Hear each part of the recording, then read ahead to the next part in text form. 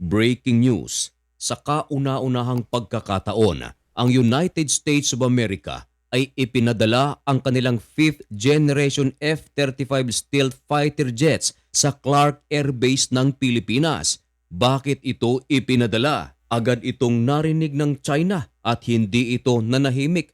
Agad silang nagkandak ng intercontinental ballistic missile sa Pacific. Ito ay upang pagpapakita na tutol sila sa parami ng parami na presensya ng Amerika sa Asia. Ayon sa ibang international news outlet na ang pagpapadala ng Amerika ng kanilang fighter jets sa Pilipinas ay isang bad news para sa China. Yan ang ating pag-uusapan sa videong ito. Pero bago ang lahat ay huwag kalimutang mag-subscribe.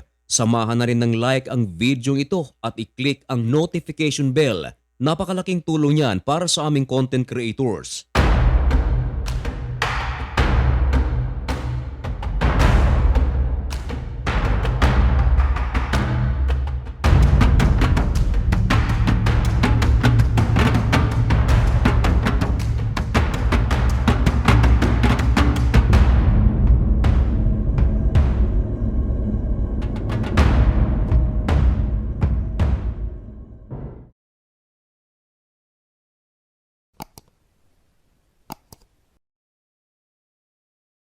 Maligayang pagbabalik mga kaibigan.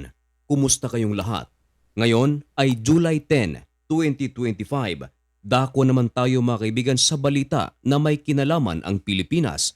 Ito ay tungkol sa kauna-unahang pagkakataon na ang Amerika ay ipinadala ang kanilang 5th generation F-35 stealth fighter jets at ito mga kaibigan ay ipinadala sa Clark Air Base ng Pilipinas. Ayon sa ulat ng India.com, na ang pagpapadala ng Amerika ng kanilang mga fighter jets sa Pilipinas ay isang bad news para sa China. Dagdag pa sa ulat na ang aksyon ng Amerika ay magdadagdag ng tensyon sa pagitan ng United States of America at China. Marami naman ang mga nagsasabi, ano naman ang pakialam ng China kung sakaling ang United States of America at Pilipinas ay magkasundo na ang mga fighter jets ng Amerika ay ipapadala sa Pilipinas at maglayag pa sa West Philippine Sea. Gayong ang West Philippine Sea ay talagang pag-aari ng Pilipinas. Ngayon, sa mga nagtatanong, bakit naman ipinadala ng United States of America ang kanilang F-35 fighter jets sa Pilipinas?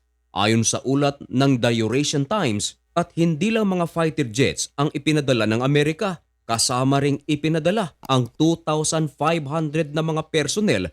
At ngayon, ito ay nakakalat na mga kaibigan sa Clark Air Base. Dahil ang United States of America ay magsasagawa ng tinatawag na COP Thunder 25-2 Joint Exercise. At agad na lumipad ang F-35 fighter jets ng Amerika kasama ang FA-50 fighter jets ng Philippine Air Force at agad na nagtungo sa Philippine Exclusive Economic Zone. Ang United States of America ay pinahintulutan ng Pilipinas na mag-operate sa 9 na Philippine military bases.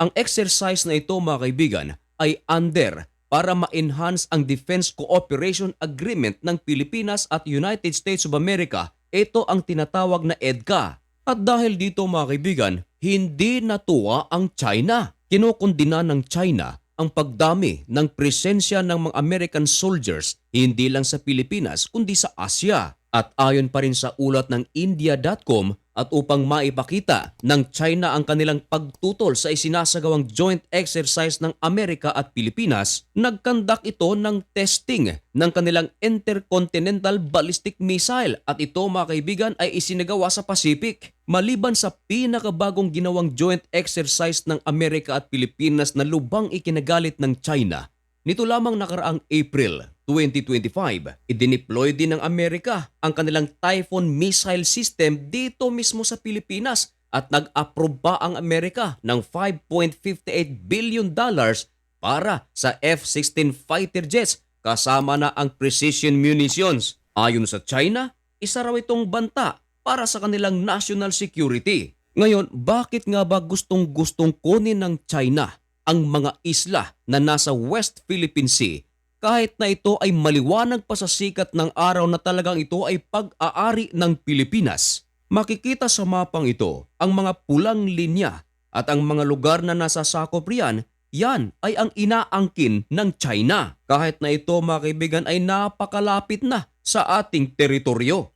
Hindi lang ang Pilipinas ang pumapalag sa ginagawa ng China, maging ang Indonesia, Vietnam at kahit ang Malaysia. Now, bakit nga ba desperado ang China na angkinin ito? Ayon sa mga analyst at eksperto, ito ay tungkol mga kaibigan sa depensa. Ang United States of America at China ay kilalang rival.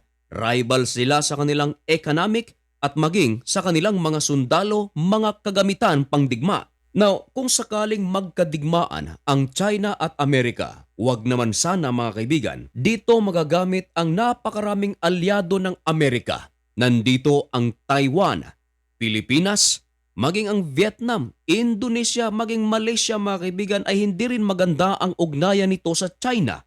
Ang tanging kakampi lamang ng China dito sa ating lugar na malapit ay ang North Korea. Pero ang mga katabing bansa nito gaya ng Japan at South Korea ay kapwa mga alyado ng Amerika. At sa nasabing mga bansang ito mga kaibigan, napakaraming military bases ng Amerika. Mga sundalo ay ipinakakalat sa mga lugar na ito. Ngayon, ano naman ang kinalaman nito sa maraming isla na pag-aari ng Pilipinas na inaangkin ng China?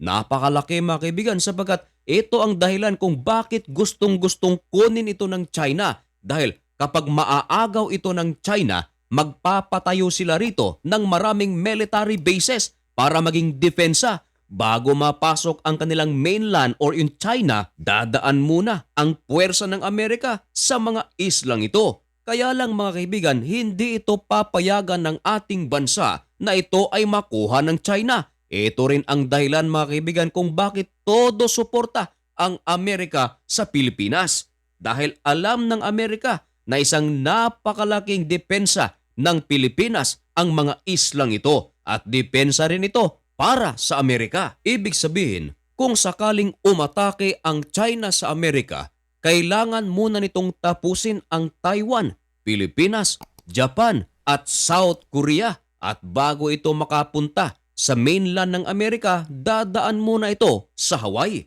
Pero kung Amerika naman ang aatake sa China ay napakadali nitong gawin sapagat ang China ay napapalibutan ng maraming mga bansa na alyado ng United States of America. Maliban sa Russia, North Korea, ito ang malapit na kaibigan ng China na malapit sa ating lugar.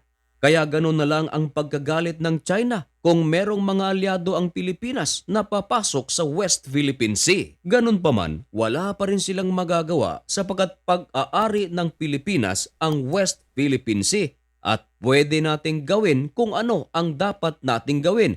Yun nga lang mga kaibigan, hindi lingid sa ating kaalaman na marami sa ating mga Pilipinong sundalo, mga Coast Guard vessels ang binubuli ng mga Chinese ship sa West Philippine Sea.